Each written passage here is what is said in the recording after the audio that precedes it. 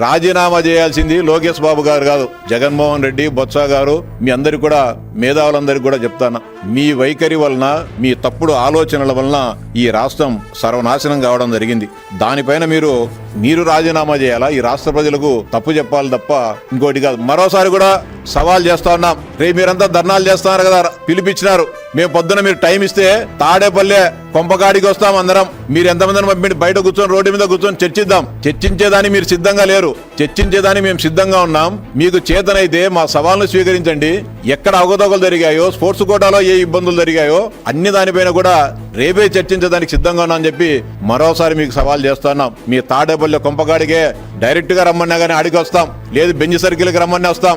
ఎక్కడికి రమ్మంటే అక్కడికి వచ్చేదానికి సిద్ధంగా ఉన్నాం. లేదంటే మీ ఇడుగులపాయకు రమ్మన్నా కానీ మేము వస్తాం. ఇవన్నీ కూడా మీరు గమనంలో పెట్టుకొని, ఒళ్ళు దగ్గర పెట్టుకొని ప్రవర్తించాలని చెప్పి డిమాండ్ చేస్తున్నా.